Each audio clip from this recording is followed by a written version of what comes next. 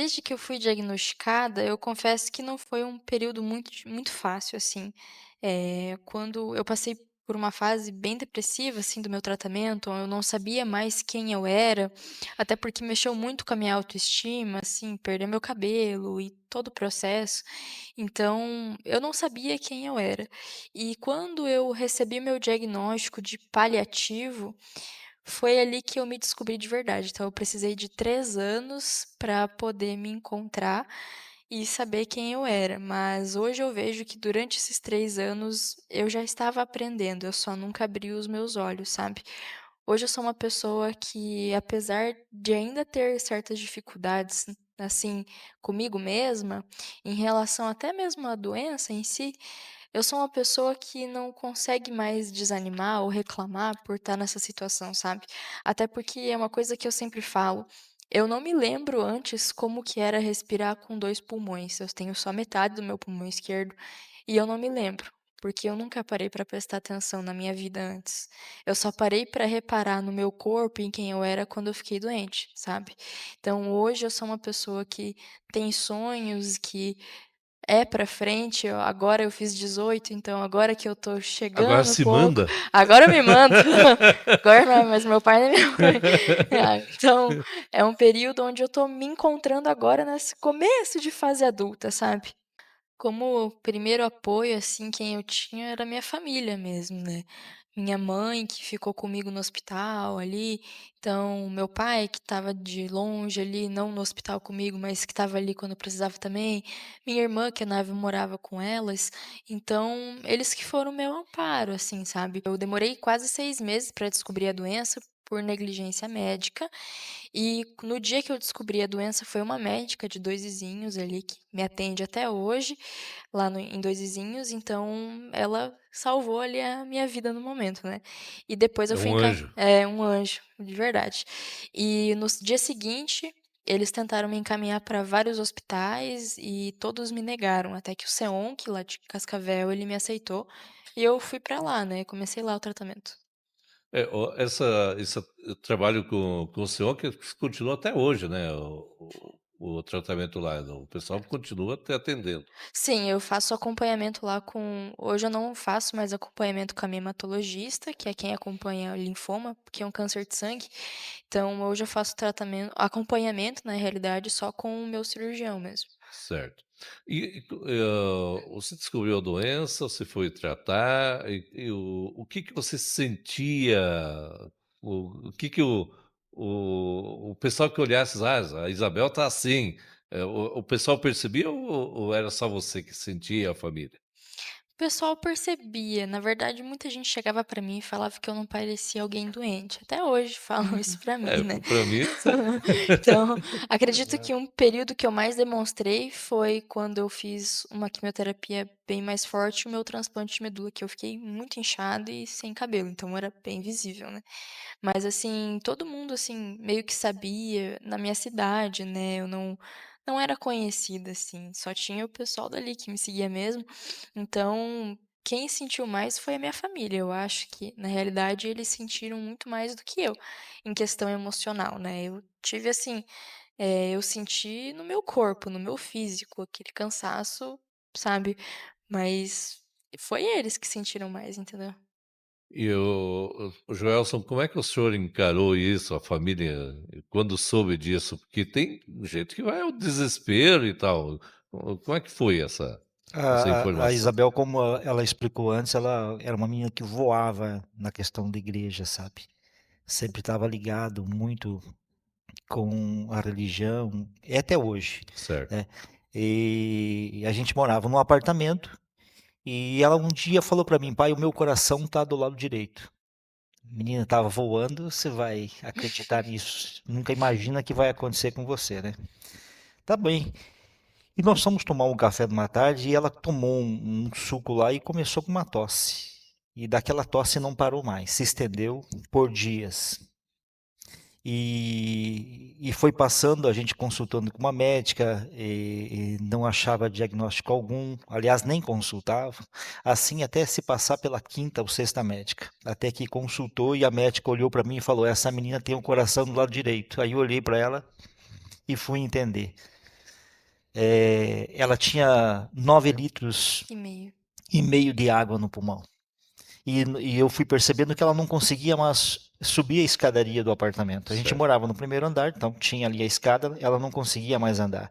Eu ia levar ela no colégio, eu percebia que ela precisava de alguém para levar a mochila da escola. Até que nós chegamos na Secretaria de Saúde, fomos no hospital, essa médica que atendeu a Isabel, que salvou a vida dela, a gente pediu para ela, pelo menos, que ela consultasse a Isabel. Então foi a primeira médica, entre tantas, que levantou É da possível cadeira. citar o nome dela? Não. Sim, sim. Raquel. Doutora Raquel. Doutora É, Raquel, né? Porque esses anjos a gente tem que... Sim. sim. Foi a primeira médica que levantou, eu estava junto, e consultou realmente Isabel e falou: ela tem o coração do lado direito. A gente foi fazer um exame, um raio-x, né? Em seguida fomos fazer uma tomografia e daí foi constatado. Nesse momento, nossa, você perde Quando eles revelaram, eles falaram primeiro pra ele, né? Certo. Eu fiquei você lá no perde quarto. o chão, ela não sabia, né? E a primeira pessoa a saber foi a mãe da Isabel. Então eu liguei para a mãe da Isabel, contando e pedi que ela viesse até o hospital.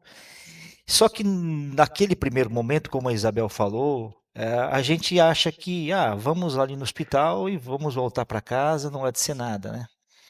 E até que foi para Cascavel depois de 2 dias, o doutor Bruno foi quem recebeu a gente lá, a Isabel e a mãe dela, foi de ambulância acompanhado de uma equipe médica, e lá ele, com uma seringa pelas costas ali no pulmão, conseguiu tirar alguns litros, 2 litros, 3 litros. 3 litros de água. de água, né? Então a gente começou a, a ter uma realidade do que estava acontecendo, né?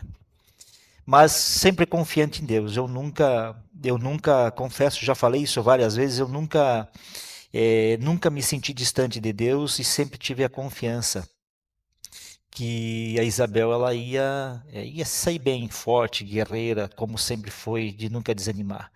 E ver tudo que a Isabel passou nesse tempo, não por ser minha filha, a gente sabe que tem tantos outros casos de linfoma, de câncer, a gente sabe das lutas de tantas pessoas, não é nada fácil, mas a família sofre também. A questão da medula, vocês entraram na fila de transplante, foi rápido? Não, eu não entrei porque eu mesma fui minha doadora. Ah, você mesmo se doou? Eu mesma me doei. Eu fiz um tratamento, uma imunoterapia, e eu precisava atingir quase ou atingir a remissão do câncer ali. Aí foi um valor, assim, bem perto de eu não ter a doença ativa, então eles me enviaram para coleta, eu coletei minha medula óssea pela veia mesmo, pelo sangue, e eles enviaram para tratamento e depois de 15 dias eles me chamaram para o transplante. E resolveu. Resolveu. Eu saí de lá sem doença, eu não tinha mais doença ativa, daí logo depois de 3 meses do transplante, após o transplante eu voltei de novo com a mesma imunoterapia, fiz mais 16 doses dela, totalizei 21, e daí eu fiz um exame em intervalo, assim, de 3 meses pós-transplante e 6 meses pós-transplante, eu não tinha nada de doença. Aí foi eu parar o tratamento, finalizar, que a doença voltou. Você chegou a interromper o tratamento, então. Não, é Vamos dizer, porque recebeu alta. é que eu não Bateu o sino, né? bati o sino. Em Bateu o Beltrão, sino, não né? sei onde em Beltrão. Bateu? Uhum. É, Que porque felicidade, né? sim, porque não era pra sempre aquele tratamento. Certo. Então, tipo, depois do transplante ia fazer as 16 doses e acabou, sabe? Faço consulta pra acompanhar e vou seguir minha vida. Mas, assim, ia ganhar alta em 5 anos como curada. Mas, assim, não deu 1 mês e meio que eu terminei o tratamento, a doença voltou. Mas eu queria saber, para mim, essa palavra terminal, ela é muito Sim, é pesada, muito ela é pesada. muito. Até para mim perguntar aqui, eu estou me sentindo chato. Mas só um minutinho, eu quero citar uma coisa. A Isabel bateu o sino ali, na cura do câncer dela, ele teve uma recidiva, né? Voltou logo em seguida, mas aí apareceu o Lucas. É. Você vê que Deus planeja tudo. Apareceu uma nova cura na vida da Isabel. Tá Sim, entendendo? ele me acompanhou no final. Eu, como pai, Já- posso falar isso. Certo. Sim, Eu sim. acompanhei isso, eu sempre tive esperança. A gente nunca desistiu entre família, tá entendendo? Nós sempre acreditávamos. Então, cada etapa foi vencida, a gente vibrou a cada momento, agradeceu a todos que oravam, que ajudaram nessa caminhada, e quando a gente achou ali, novamente voltou o linfoma, aí apareceu o Lucas, uma nova cura, uma nova injeção, que deu um novo ânimo, e a Isabel novamente para cima, entendeu? E você sabia, Com Lucas, força e coragem para enfrentar da isso. situação da Isabel? Sabia sim, através de uma ação que elas fizeram, né? Eu fiz uma vaquinha no começo do meu Isso. tratamento, ele tinha doado na minha Eu vaquinha. tinha doado pra ela. Mas assim, conheci ela só pela internet. Até o momento, né?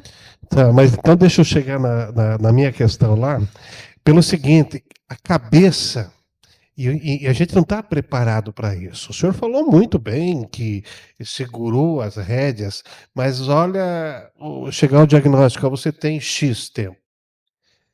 Acho que o mundo cai, é alguma coisa de anormal. Aí sim, tem que aparecer vários Lucas, tem que aparecer várias para reanimar e poder tirar essa palavra, não é, Isabel? E eu confesso que quando eu cheguei ali na minha primeira consulta, depois da recidiva em Cascavel, com a minha médica que me atendia, eu falei pra ela: "Eu não quero mais fazer nenhum tratamento. Eu tô muito cansada, eu não quero mais, então faça qualquer coisa comigo, só não me coloca num tratamento novo". Eu fiz um tratamento novo, foi esse tratamento que no final quase tirou a minha vida, né, não foi nem a doença. Mas aí eu olhei pra ela e falei: "Eu não vou mais fazer e eu quero ir para o paliativo". Até na hora, assim, ela recuou um pouco, porque ela achou que eu era muito nova. Só que quando eu entrei para o paliativo, eu percebi que na verdade já era tarde demais para mim ter entrado, eu devia ter entrado muito antes no paliativo, sabe. Porque o paliativo eu poderia continuar o tratamento, mas estando ali num ambiente que iria me prevenir de que, assim, a doença se tornasse uma proporção onde eu tivesse outros sintomas no meio de um tratamento, como, por exemplo, foi as neuropatia, nas dores dos nervos e ossos que eu tenho, sabe, por conta desse último tratamento. Então, quando eu cheguei na primeira consulta do paliativo, eu falei ela não quis me falar em tempo, porque ela falou: "É antiético", a doutora Melina me acompanha hoje, ela falou: "É antiético eu falar um tempo de vida pra você, porque pode variar". Mas daí eu falei: "Não, mas eu quero saber, eu quero que você me fale pelo Sim. menos uma estimativa". Aí ela me falou: "Ah, a sua estimativa é de 6 meses, né, uma estimativa Essa geral". parte que eu. Eu confesso que na hora eu não consegui ficar mal. Eu fiquei feliz, na verdade, porque na minha cabeça, assim, lá em Cascavel tinham me dado de 2 a 4 meses. Então, quando eu recebi 6 meses, eu pensei: Já, "Ah, nossa, é um já tempo a aumentou o mais", tempo. sabe. Só um minutinho, desculpa. Tava eu e o Lucas e a Isabel em Cascavel. Aí eu fui chamado antes, entrei na sala da médica e para conversar com ela, que ela me chamou, né? E daí ela falou o tempo de vida devido a onde está o linfoma era de 2 a 4 meses, né? Tudo bem. A Isabel estava numa cadeira de rodas, ela tinha dificuldades para andar, né? Nem consegui. O braço, uma das mãos estava já atrofiando, não conseguia nem erguer uma garrafa térmica, reclamando de dor.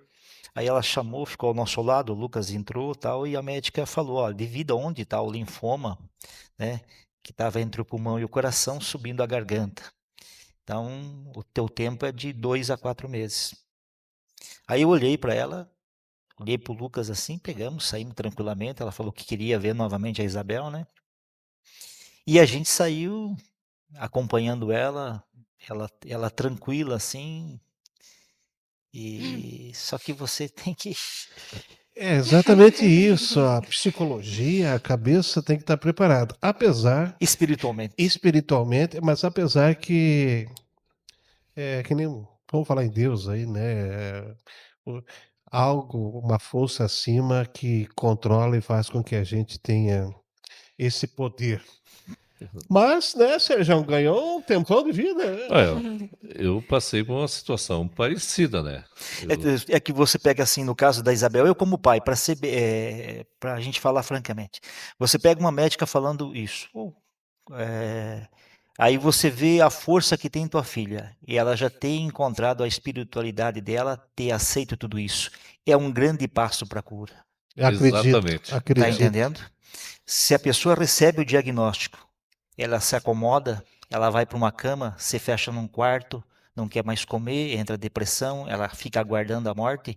Isso eu recebi uma ligação de uma pessoa que me falou: "Ah, sua filha está falando isso, que ela vai viver últimos dias, não quer mais fazer quimioterapia, como é que ela vai ficar?", né? Fala, pô, ela aceitou, ela Eu não estava tem medo da influenciando as morte. pessoas à Certo. morte. Ela não É tem medo da isso, morte. Isabel, que eu queria, porque eu também, a hora que eu fui comunicado que tinha um limite, digo: "Poxa, então nesse limite eu vou fazer tudo que é possível". Levantei da cama, vim trabalhar. Eu estava Perfeito. sem trabalhar, eu vim fazer minhas coisas. Você teve uma E, escolha. eu fiz a escolha. Como é que você, reagiu a isso e especialmente de dizer: "Pô, morte, faz favor, né, dá licença". Dá um tempo. Dá um tempo. Então, eu confesso que eu fiquei meio sem chão, assim, no começo. Na verdade, nem antes da minha consulta do paliativo. Eu lembro que quando eu mesma notei, eu já sabia que meu câncer tinha voltado muito antes de eu pegar o resultado do exame. Porque Você sentiu. você sabe quando não tá certo, sabe? E quando eu vi um caroço enorme no meu pescoço, eu só liguei pro Lucas, a gente não morava junto ainda, e eu falei, ó, se prepara porque é isso que vai ser, e realmente foi. Então foi um período ali até eu entrar no paliativo, que foi um tempo meio difícil, sabe? Eu não sabia muito o que falar, muito o que fazer, e eu só pensava assim: "Ah, eu vou morrer, eu vou morrer". Até que quando eu cheguei no paliativo, eu pensava que para entrar no paliativo tinha que estar morrendo, né? E eu realmente estava. E quando eu cheguei lá e vi que, na verdade, assim, o paliativo ele não vai falar sobre tua morte, ele vai falar sobre a sua vida. Tipo assim, dentro de um diagnóstico que eu tinha de tempo de vida, que eu não ia mais fazer um tratamento por não poder fazer por conta de reações e porque não tem mais linha de tratamento disponível para mim. Então, eles falam da minha morte, mas assim, eles falam sobre o tempo, o que que eu posso ser evitado até lá, se acontecer uma emergência, o que que eu tenho que fazer, o que que minha família tem que fazer. Eles dão uma assistência muito grande para a família, sabe? Mas quando eu cheguei lá e falei com a médica, aí ela me falou: o paliativo preza pela vida, não pela sua morte. A gente está aqui para fazer você viver. Então ela falou: eu posso te dar essa estimativa de 6 meses, mas você pode viver muito mais que 6 meses. Então ela falou: o que a gente vai fazer agora não é esperar você morrer. A gente vai controlar teus sintomas. Eu tinha muita dor. Então ela controlou minha dor. Eu usava morfina a cada 1 hora. A cada 1 hora. 1 hora eu tomava um comprimido, fechou, mais 1 hora eu tomava dois. E mais 1 hora um, e mais 1 hora dois. E era assim o dia inteiro, E sabe? diminuía a dor? Ou Não, era eu só usava a morfina, comecei daí a usar o canabidiol e usava mais um adesivo em dosagem máxima, que é 30 vezes mais forte que morfina. É um adesivo que você cola na pele, o Restive é o nome. E não passava a minha dor. Só que acalmava, né? Isso internada. Não, Em em casa. Não casa. em No casa. caso. Quando ela ia para o internamento, ela gritava Eu gritei 24 horas, Eu gritei gritando. 3 dias seguidos, É, uma vez no hospital, de dor, e nada passava a minha dor. Bati no microfone. Eles me deram 2 tipos de anestesia que eles podem dar em centro cirúrgico, assim, pra mim dormir. Fentanil, né? Não tipo assim, anestesia de geral, anestesia só pra dormir mesmo. E eu não dormia. Chegou uma hora que eu fiquei dopada, não me lembro, assim, do segundo pro terceiro dia do hospital.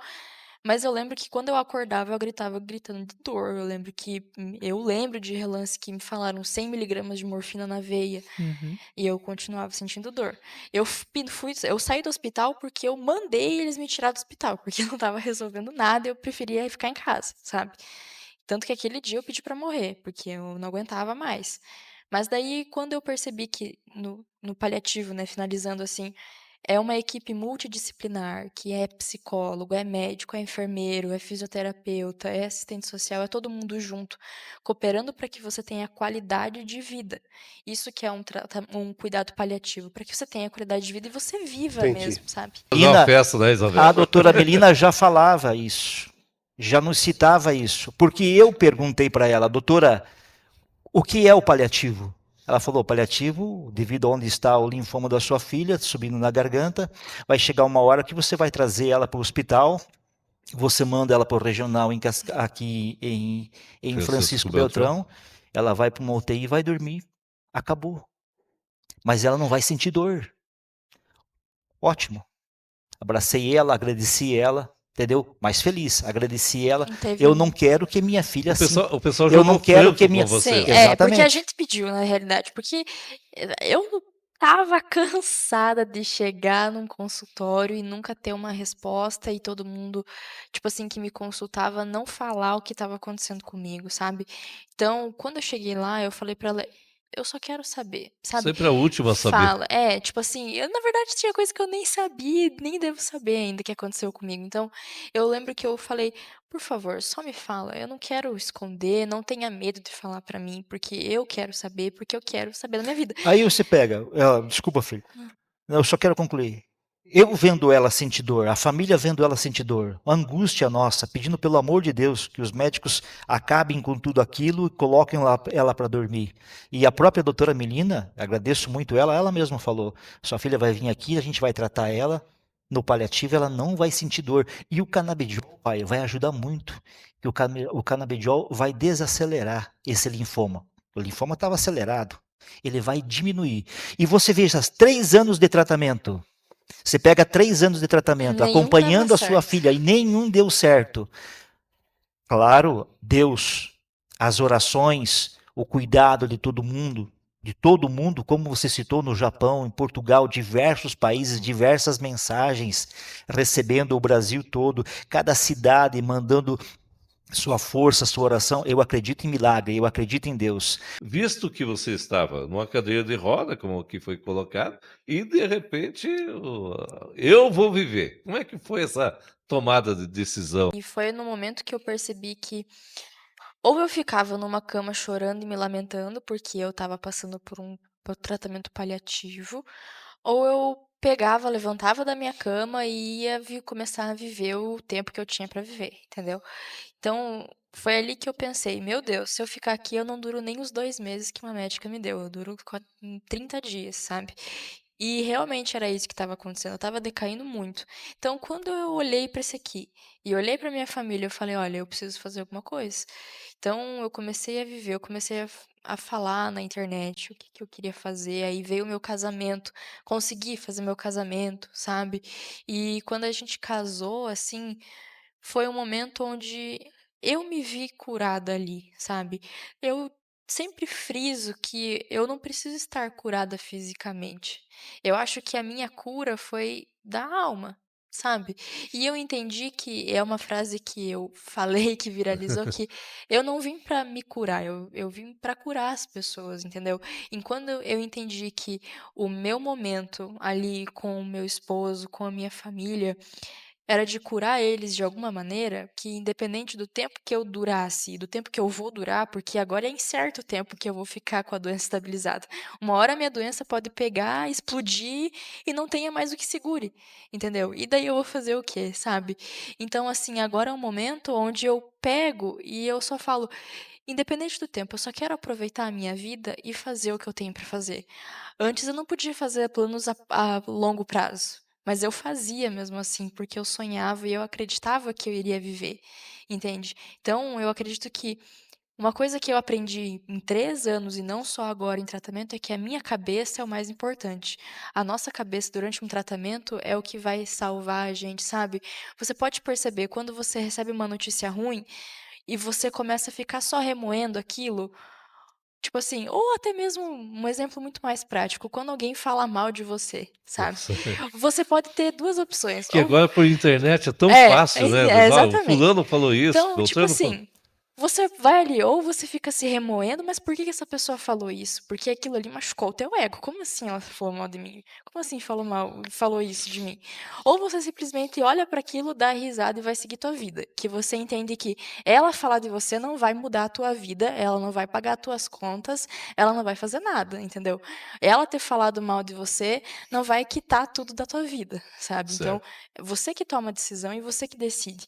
E existe uma coisa na nossa cabeça que é eu fui somente um dia na faculdade de psicologia por conta da minha dor, mas eu tenho uma amiga que ficava sempre me mandando conteúdo que eles estudavam, e eu vi algumas coisas e também pesquisei, porque eu sempre gostei muito da cabeça humana, que é o seguinte: a partir do momento que você entende que é você que controla as tuas emoções e é você que tem domínio sobre elas e não é elas que têm sobre você, a tua vida muda, assim, do dia para a noite.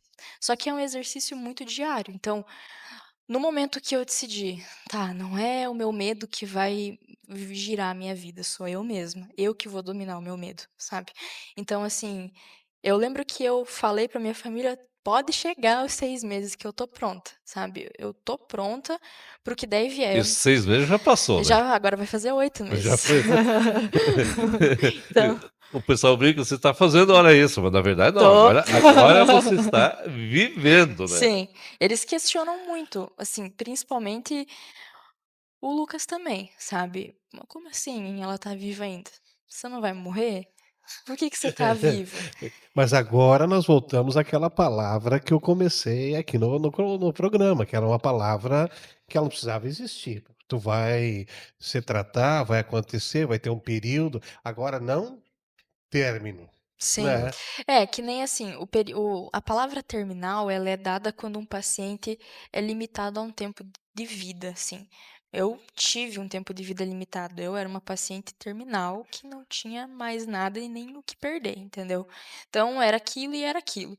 Só que nem eu falei pra vocês antes, né, quando eles fizeram meu exame ali acho que foi, começo de junho, por ali, enfim, e viram que a doença estava estabilizada, não estava crescendo, não estava diminuindo, estava ali, entendeu? Se está Quieta. crescendo, muito lentamente, sabe, quietinha, então eles viram: "Opa, eu não tenho mais como te dar 6 meses, já ia fazer 6 meses, estava em 5 meses, então assim, eu não vou te dar um tempo agora", sabe. Então é o tempo até a doença decidir, estourar de novo. Estourou de novo, pode ser que é um tempo a prazo? Pode ser, mas, pode ser que não também. Tem pacientes paliativos que são colocados como terminal, assim como eu, que eu conheci, que viveram 10 anos num tratamento paliativo sem tratar a doença. Certo. Então, tipo assim, é muito da cabeça da pessoa, sabe. É uma Hoje a diferença, gente, né. Isabel, Lucas e Joelson, e você que está ouvindo, a gente ouve muito, especialmente do jovem: "Ah, essa vida é uma droga, essa vida não presta, essa vida é muito complicada", o cara saudável, não tem nenhum problema de saúde, mas reclama da vida.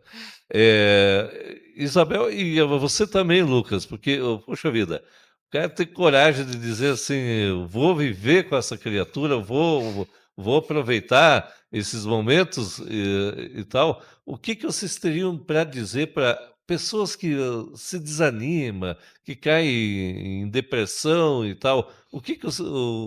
Que mensagem vocês dariam para essas pessoas, para elas acordarem para a vida? Quer começar você? Vai lá, Lucas. Eu acho que primeiro é deixar o orgulho de lado. Que nem eu falei, quando você começa a entender que é você que controla a tua vida, porque querendo ou não, a vida realmente não é fácil, sabe? As circunstâncias da vida não são fáceis. Principalmente quando foge assim do teu plano de expectativa, porque eu tinha a expectativa de que eu ia terminar meu tratamento e nunca mais ia pisar num setor de quimioterapia. Só que não foi bem assim, entendeu? Eu não escolhi isso, mas entende? Da mesma forma que uma criança também não escolhe às vezes nascer doente, sabe? Então a vida assim nos surpreende com muitas coisas.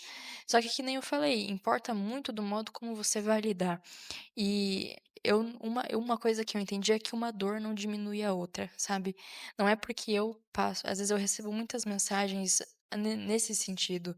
Ah, eu perdi, sei lá, a minha mãe, aconteceu tal coisa, hoje eu tô em depressão, mas o fato e o que que é a minha dor perto da sua, já vieram me falar, sabe. Só que não é porque eu sou uma paciente paliativa que eu tenho muito mais dor do que essa pessoa, sabe. Eu acho que eu tenho que ter a humildade de que cada um vive uma realidade diferente. Eu vivi uma realidade de querer mudar a minha vida, essa pessoa também pode querer mudar, só que não é do dia pra noite, sabe. Então, assim, quando você olha que você pode mudar essa circunstância, que eu perdi o meu avô. O meu avô, ele era tudo pra mim, sabe? Certo. Ele era um segundo pai pra mim. Então, assim, só que eu não poderia ficar minha vida toda me remoendo pela morte do meu avô e pela ferida que causou isso em mim. E só que quando eu entendi eu lembrei que ele gostaria que eu estivesse vivendo, que ele gostaria que eu seguisse a minha vida, que eu me casasse, que eu tivesse minha família, eu comecei a mudar. Eu pensei: "Meu Deus, meu avô não ia querer me ver aqui chorando e me lamentando porque ele partiu, eu vou ter que seguir minha vida". E eu segui a minha vida. Eu acredito que é assim que a gente tem que fazer com as coisas, que não é fácil, foi um processo muito grande. Hoje eu consigo falar sem chorar, mas antigamente eu não conseguia, sabe. Meu Deus, eu perdi uma pessoa que é muito importante pra mim. A primeira pessoa que eu tive, assim, essa dor imensa foi disso, foi de um luto. E depois minha doença, sabe. Então, assim, foi um processo difícil, mas que eu tive que aprender a lidar. Então, quando eu vejo pessoas, assim, principalmente jovens, assim, reclamando da vida, poxa, hoje eu vejo que eu não vivi a minha vida, eu não vivi minha adolescência, mas, cara, ele tá tendo a oportunidade de viver a adolescência dele, sabe? Por que que você tá reclamando, sabe? Você tá podendo ir pro colégio, pro ensino médio, eu não pude nem ir pra escola, sabe? Você está parou de estudar? Então, não parei de estudar. Eu estudava, assim, não poderia frequentar o colégio, o meu ensino médio, por conta da minha imunidade. Então, eles me mandavam atividades em casa e eu também fazia um cursinho online, Certo. sabe? Eu só retornei no meu último ano, que foi ano passado, só que eu mais faltei do que fui, porque eu ainda fazia tratamento. Então, eu me sentia muito mal. Então, assim, eu não vivi uma adolescência normal, eu não vivi uma adolescência, eu não sei o que que é ser adolescente, sabe? Eu não vivi. Então, eles vivem, entende? E E reclamam. e você pega só foram quantas quimioterapia? Eu fiz quando eu descobri, eu fiz 8, depois eu fiz a de 3 dias, daí eu fiz 5 imuno, daí eu fiz os 6 do quimioterapias de 6 dias do transplante, daí eu fiz o transplante, aí eu fiz 16 doses da imunoterapia de novo, e daí eu tive que me revacinar tudo de novo por causa do transplante, e daí eu tomava 11 comprimidos por dia por causa do transplante, daí teve a recidiva, aí eu ia fazer um tratamento para o resto da vida, que era esse que me deu as Prêmio, né? crises, só que eu só fiz uma dose dele, eu fiz Aí você 2. pega tudo isso, aí você vai para o paliativo, você sai de lá com uma estimativa de vida para ela, e daí você vê toda uma mudança que começa a acontecer com oração, com o uso do canabidiol, com a autoestima dela, ela já com essa espiritualidade, indo da Bacana, não, palestra, tá muito falando de bacana. live, você vê a Isabel hoje. Aí eu olho pro Lucas numa viagem e falo assim para ele: escuta, Lucas, essa menina não morre, nós vamos fazer o que agora? Não, deixa eu Vou aproveitar ter que essa. suportar. Não, não, é Vamos que falar o aqui que que nós pro vamos ter que pessoal? provar O o que que nós pro vamos pessoal. explicar para todo mundo? Aí sabe o que Isso é a vitória. eu falei antes a questão da internet e tal, né? Eu tenho o pró e o contra, Essa- mas a gente ouviu tanta coisa Sim. e você também ouviu. O que que mais te prejudicou que assim deu vontade de dizer, cara, vai lá, não sei aonde, né? Mas deu É, vontade de falar deu, muitas né? vezes. Teve Nossa. gente que Eu, eu eu, xinguei, eu eu, confesso eu- pra você. Teve gente que vinha me mandar mensagem, eu estava de saco cheio, eu pegava: "Ai, vai pra sei lá qual lugar", sabe. Aí eu apagava quando a pessoa via pra não tirar um print e postar, sabe. Mas assim, o que mais me machucou foi um dia, o Lucas vai lembrar desse dia, eu lembro que ele chegou, eu estava tomando banho e eu comecei a chorar, sabe. Chamei ele, comecei a chorar. Eu falei: "Cara, eu não posso sonhar", porque foi um tempo ali onde tudo que eu falava que eu queria fazer, as pessoas julgavam. Até hoje é assim, mas bem menos, porque eles entenderam que isso não me afeta em nada, mas já me afetou. Que eu transmiti, né, pela primeira vez na internet que meu sonho era ter uma família. Era meu sonho. Então, quando eu falei assim, eu lembro até hoje que eu falei num story que eu não poderia ter filhos naquele momento. Então, eu lembro que eu olhei assim pro Lucas e falei, cara, se eu pudesse, eu adotaria muito uma criança, porque naquele momento eu não podia gerar. Certo. Então, eu queria muito adotar uma criança, só que eu não posso adotar uma criança pela lei, né? Não é possível você adotar uma criança você tendo uma doença paliativa. Fora que é muito burocrático. Então, assim, Sim. o tempo que me deram na época, o tempo que leva para adotar uma criança, assim, eu nem ia estar Já aqui tinha se fosse pensar, né? a criança tinha ficado É, órfã antes de ser adotada. exatamente, É, exatamente. Então, tipo assim, só por eu falar que eu sentia a vontade de ser mãe, de adotar uma criança, meu Deus, o pessoal caiu em cima Deu de um mim. bafafá. Deu um Eu vi bafafá. E bastante. eu lembro que eu cheguei, eu falei nos stories, eu só falei um desejo. Se vocês falam tanto que vocês têm que prezar pela adoção, mas quando eu falo que se eu pudesse, eu adotaria uma criança, aí vocês criticam. Mas se eu falasse que eu nunca adotaria uma criança, vocês iam criticar também, sabe? Eu só expressei uma vontade, um desejo. Não é porque eu tô doente que eu não posso sonhar, não é porque eu tenho um estado paliativo que eu não posso pensar em viajar com meu marido, que eu não posso pensar em, sei lá, ter planos de ter a minha casa. E daí, tá? Eu posso morrer, mas todo mundo vai morrer um dia, entendeu? Você Certo. pode morrer amanhã e nem sabe, eu posso viver mais tempo que você, entendeu? E nem por causa disso que você vai parar de sonhar, sabe? Então, foi um momento ali que eu olhei pro Lucas e falei, cara, eu não posso sonhar, eu não posso fazer nada. Então eu não sei, mas o que eu Se faço? tornou pública, né? Mas Sim. calma, toma uma aguinha agora que É, nós vamos conversar com o Lucas. agora Aqui sim. com o Tá, Lucas, então, Passar. porque amanhã Eu vou te abrir o espaço ali, o Lucas ele é quieto assim, mas como eu já frisei, friso novamente. Esse homem, além de um grande filho, além de um ser humano é, inexplicável, ele é a cura da minha filha. quem é o Lucas, então? Conta aí pra nós, quem que é esse que foi tão elogiado pelo sogro assim? ah, Apesar eu, que meu sogro também gostava muito de mim, então também eu sei como é que é esse carinho. Quem é o Lucas? pô, cara, quem que é o Lucas? O Lucas foi um menino aí do interior que veio de fora, que sempre prezou em ter uma família, que sempre lutou por, sabe, ter alguém do lado pra amar realmente de verdade. Eu comecei a trabalhar com uns 10 anos de idade, em uma pizzaria, e de lá só saí com a minha empresa, que hoje a gente reside em dois vizinhos, né? E foi lá que eu conquistei a minha mulher com pizza e academia. ah, fez uma pizza boa, né? Pelo menos nisso a Foi a Isabel pizza é que bom. conquistou, né? Não foi nem o treino da academia. Desculpa. Não, que é isso. Não, mas então tá bacana. Aproveitando essa deixa, como que é a tua alimentação?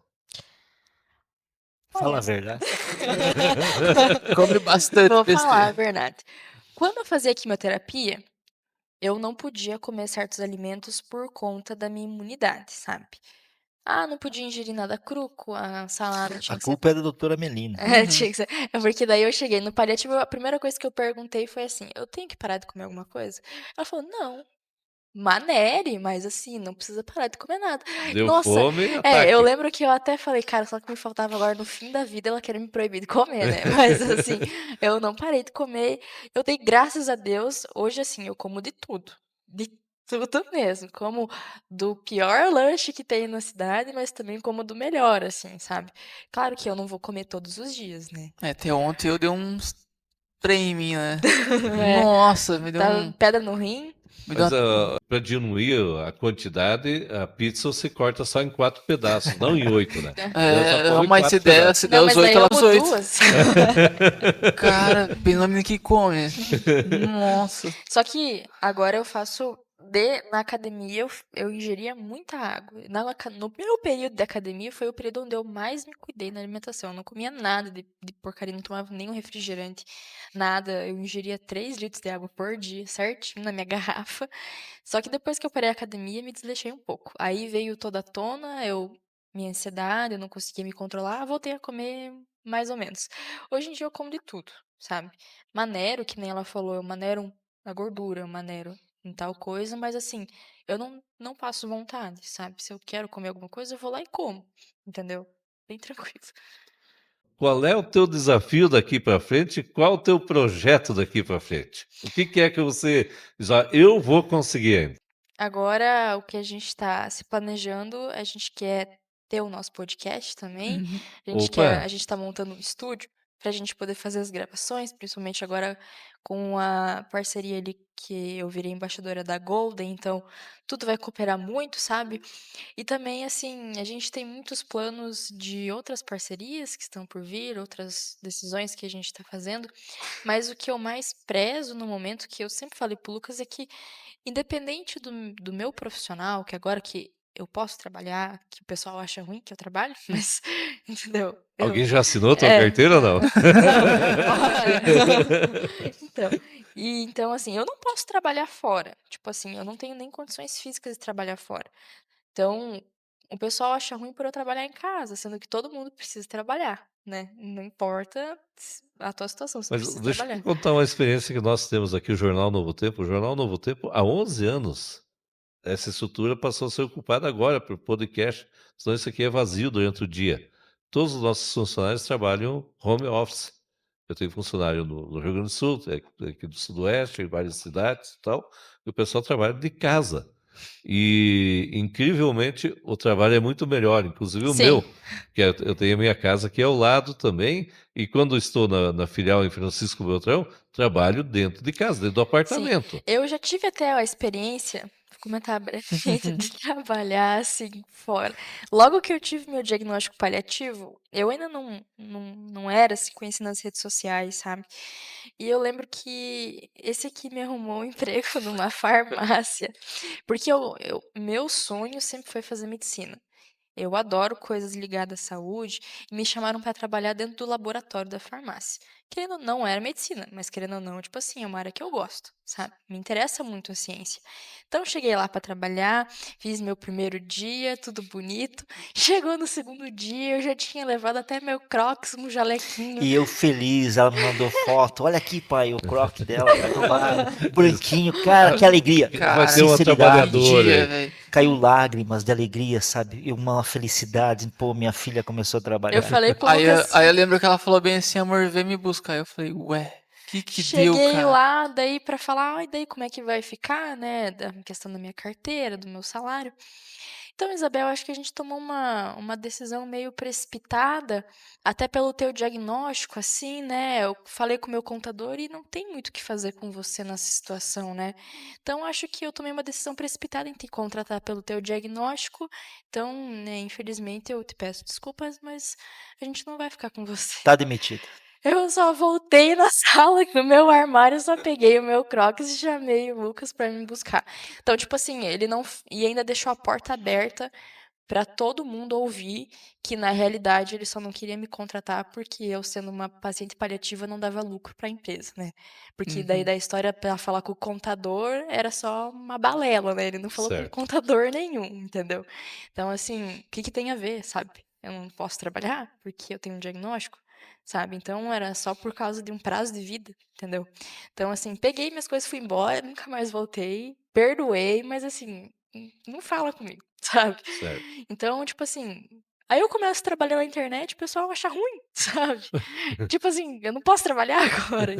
E agora que você falou em medicina, quando é que vai começar esse curso? É meio difícil, né? Olha, eu faria, com certeza. Até a questão assim da. Eu comecei psicologia como segunda opção, né? Eu fiz o vestibular de medicina e de psicologia. Não passei em medicina e passei em psicologia. Certo. Fui fazer a Eu faculdade. vou fazer um teste contigo, então, para ver a tua profissão. Tá. Conforme você se sair agora, eu digo qual profissão que se deve. Nós estávamos vindo para cá, eu e o Tailan, e ficamos sabendo com a menina de 19 anos, está com câncer na garganta, de tanto fumar esse cigarro Explode, eletrônico. é. E agora, te escutando aqui, você teve meio pulmão, se não me engano, você me Do falou. esquerdo. Uhum. É. Fale um pouquinho para essa juventude. Principalmente meu irmão fala isso. Fala para essa juventude o que pode acontecer num pulmão, numa pessoa que teve meio pulmão e hoje está aí sobressaindo na vida, e essa juventude com esse cigarro eletrônico que é proibido. fazendo isso. Por favor. Com certeza. Então, assim, é comprovado que qualquer tipo de fumaça ingerida, pulmão faz mal, né? Não interessa o que que é, faz mal. Até para quem convive, Até de entendeu? cano de escape de carro. Sim, tudo faz mal, até aquela fumaça de churrasco, sabe? Isso Tanto que pode estar acontecendo um churrasco, começa aquela fumaceira, me falta ar, eu não consigo, assim, respirar, sabe?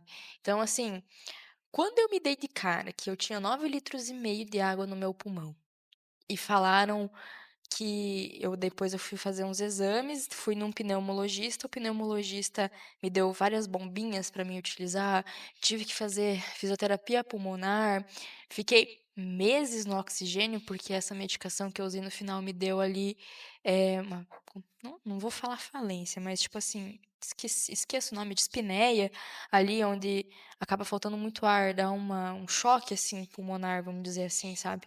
Então, assim, eu não conseguia respirar, sabe. Então, quando eu recebi ali, fiz esse tratamento, eu fiquei meses no oxigênio. Chegou um momento que eu ficava quase 24 horas no oxigênio, onde eu ia, eu tinha que levar o cilindro, sabe. Então, assim, o que eu posso falar é que cada um tem a decisão que quer tomar para sua vida, sabe. Você está fazendo uma coisa sabendo que aquilo ali futuramente vai dar mal. Entendeu? Você pode estar muito bem agora, só que o problema não vai dar agora, o problema vai dar quando você for mais velho. Uhum. Quando você fica mais velho, assim, o seu corpo, ele não vai funcionar como o de uma pessoa mais jovem. Isso é óbvio, sabe? Vai te faltar várias coisas no seu organismo. Então, assim, quando você ficar idoso e você continuar fumando isso e ingerindo toxicidade para o teu pulmão, você pode ter certeza que você vai ter uma velhice, assim, de falência, Se sabe? chegar, né? Se chegar, não, Então, tipo hoje assim, tem pessoas com 25 anos tendo já parada. sim, tanto que hoje eu olho assim, como paciente oncológica, você presta mais atenção nessas coisas. Então, a quantidade de coisa que eu vejo na internet de jovens, que nem o caso dessa menina, o caso de pessoas até mais novas, que o pulmão estoura, assim, Uhum. abre uma fissura pulmonar por conta de pod, de cigarro eletrônico, de tantas outras substâncias que são ingeridas. E tipo assim, cara, podia tanto ser evitado, sabe? Então, fora que não é só o pulmão, é a garganta, sabe? É a faringe, é a laringe, é a boca. Câncer de boca é o que mais proporciona, assim, em pessoas que fumam, sabe? Uhum. Além do câncer de pulmão. certo. Porque é o primeiro contato ali da fumaça é com a sua boca, sabe? E o cigarro, ele não vai, tipo assim, te dar você fumou hoje, te dá um câncer em uma semana. Você fuma hoje e daqui tantos anos ele te dá um câncer, e não só um câncer, tantas outras doenças pulmonares. Hoje o que mais tem é uma doença que se chama doença pulmonar obstrutiva crônica, que é simplesmente o teu pulmão vai parando de funcionar, você escuta da nossa distância o chiado do pulmão e você vai morrer, não tem cura aquela doença, porque é uma coisa crônica, sabe? Então, assim, você só vai se decair, entendeu? Então, parem com isso. Livre-arbítrio, mas pare. Então É, eu acho que tu vai ter que seguir nas palestras e no podcast. Palestra para essa juventude aí, porque alguém precisa fazer alguma coisa. Na verdade, é um exemplo vivo. E isso, o padre Marcelo, quando esteve aqui falando disso, e até alertando a juventude, diz, olha, tem jovens aí que não querem mais fazer nada, e a gente vê uma pessoa lutando e fazendo dizer assim, a vida vale a pena. Uma curiosidade, vocês são super jovens, 18 anos, o Lucas está com Chute de idade. 23, 27. 27. O pai também 28. tá com 28, né? 20, 29. Cada perna e mais um pouco. Mas vocês têm a tua empresa e tal, né? Claro, tem um compromisso ali.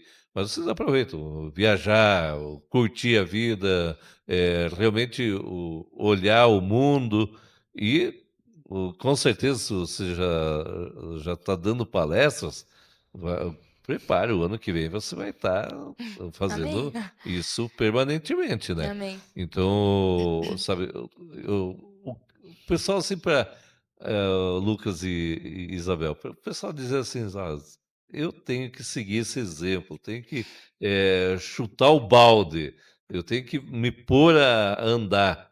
Eu sempre digo assim: nada na vida é impossível. Tudo é possível a partir de uma atitude, né? E Exato. vocês tiveram essa atitude, né? É um desafio enorme. É falar para esse pessoal, olha, gente, vamos sair da cadeira Sair do conforto, né?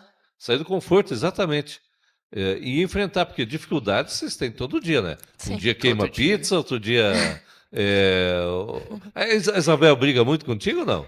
Posso falar a verdade? Cara, ela é uma brigona, só que ela é um amor. Eu casei com a mulher certa, não É que eu tem. brigo pelo certo, entendeu? Com razão, Tem né? que ser do meu jeito, entendeu? Mulher sempre vai estar certa. Os Sempre vai homens estar. têm que entender essa situação. Exatamente. Mas o que eu digo pra rapaziada hoje em dia é que a Bel também mostra é que a gente tem que fazer o que os outros não fazem, né?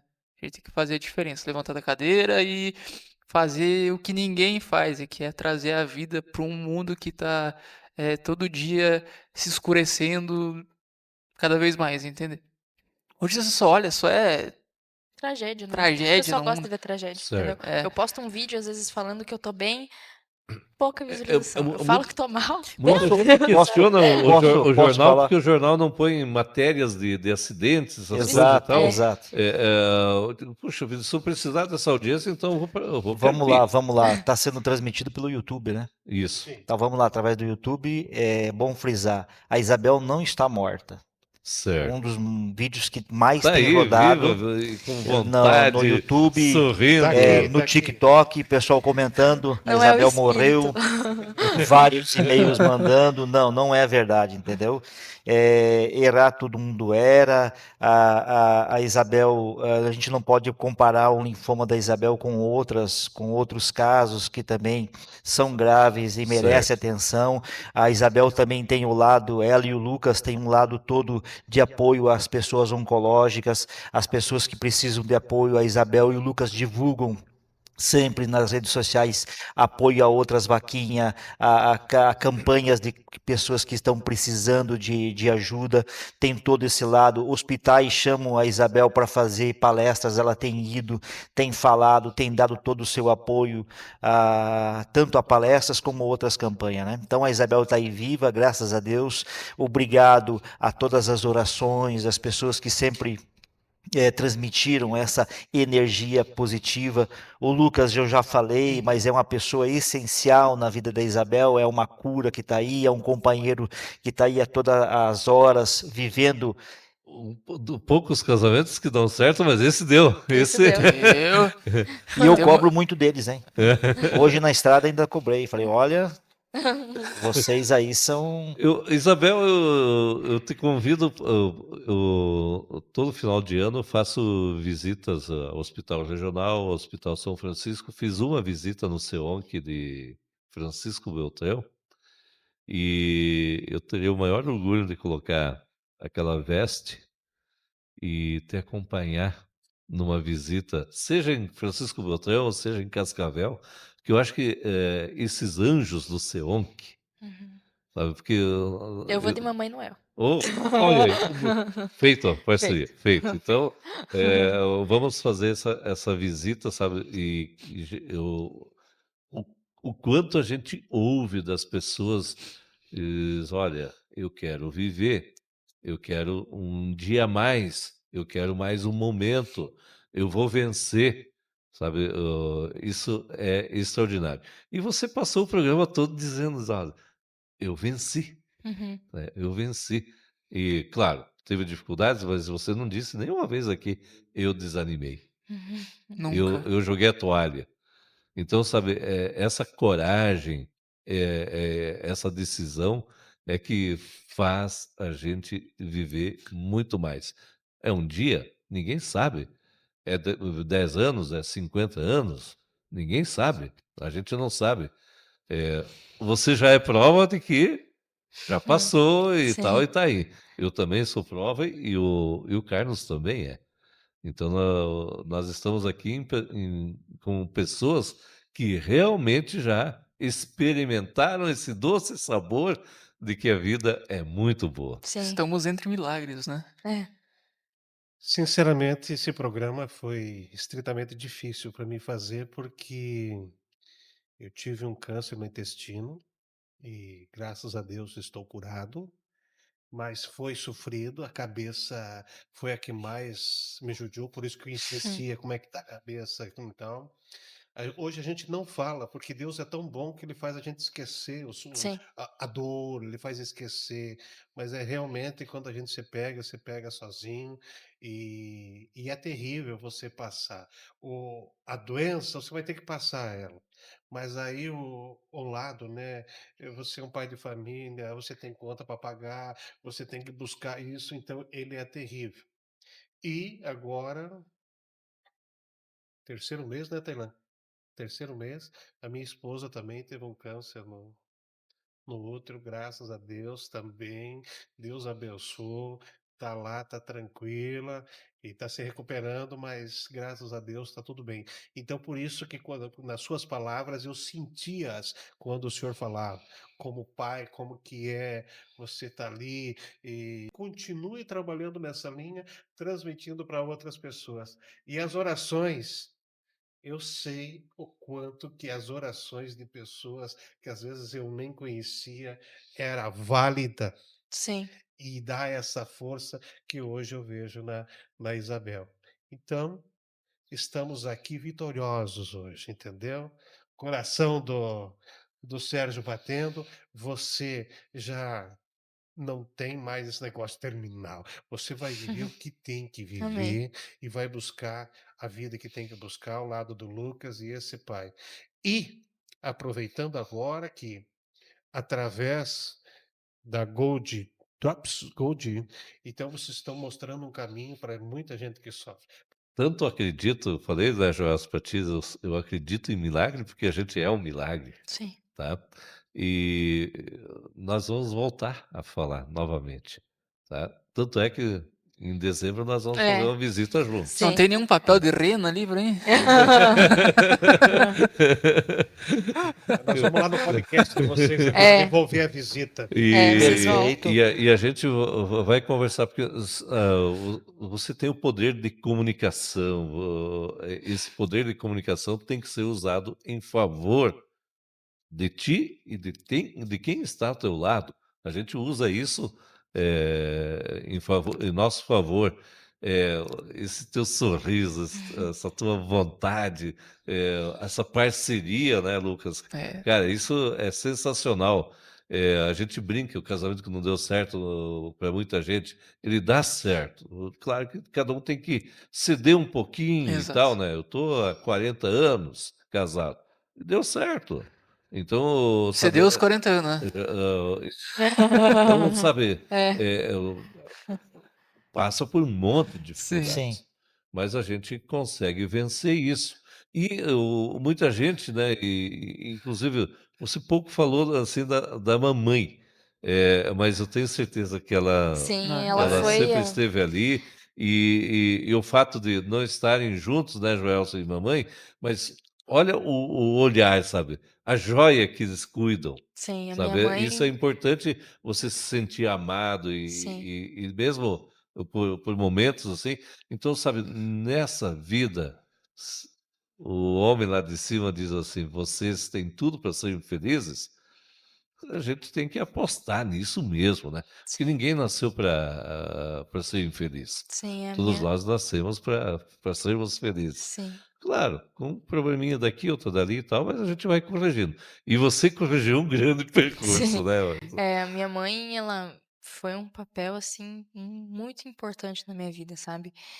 Foi graças a ela que eu tive forças para viver todas as minhas internações, porque meu pai ficava na cidade, então minha mãe que ficava no hospital comigo.